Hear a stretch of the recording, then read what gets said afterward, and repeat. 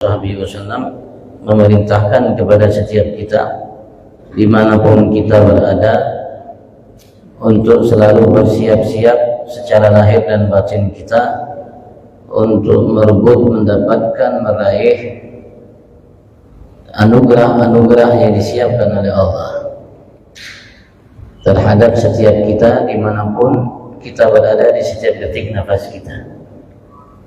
Allah Subhanahu wa Ta'ala siapkan bagi kita dari semenjak kita bangun tidur tadi, dimanapun kita, apapun yang kita kerjakan dalam setiap hari kita, keseharian kita, sampai kita tidur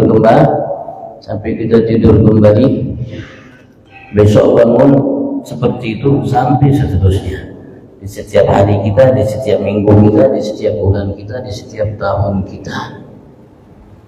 Anugerah-anugerah yang datang dari Allah Subhanahu wa Ta'ala, yang dijanjikan oleh Allah Subhanahu wa Ta'ala untuk Allah limpah ruahkan terhadap setiap kita. Maka Nabi Agung Muhammad sallallahu alaihi wasallam memerintahkan kita semua untuk bersiap secara lahir, secara batin, untuk mendapatkan nikmat dan karunia tersebut yang disiapkan oleh Allah Subhanahu wa Ta'ala, yang bisa kita dapatkan dalam setiap detik nafas kita dimanapun kita, siapapun kita. Yang penting kalau kita siap, Allah akan berikan. Seperti kita ketika ingin namanya mendapatkan air, maka kita siapkan cangkir, gelas atau botol yang kosong, sehingga air itu bisa dituangkan. Begitu juga anugerah tersebut perlu kita siapkan dengan kebersihan dari semua menyembah murka Tuhan kita Allah secara lahir dan batin. Mata kita bersihkan dari maksiat, telinga kita bersihkan dari maksiat, lisan kita bersihkan dari maksiat, kita penuhi dengan ketaatan kebaikan. Hati terutama kita bersihkan dari maksiat hati, dari sifat-sifat yang tercela yang dimurkai oleh Allah Subhanahu wa Ta'ala, yang membuat kita jauh dari Allah Subhanahu wa Ta'ala.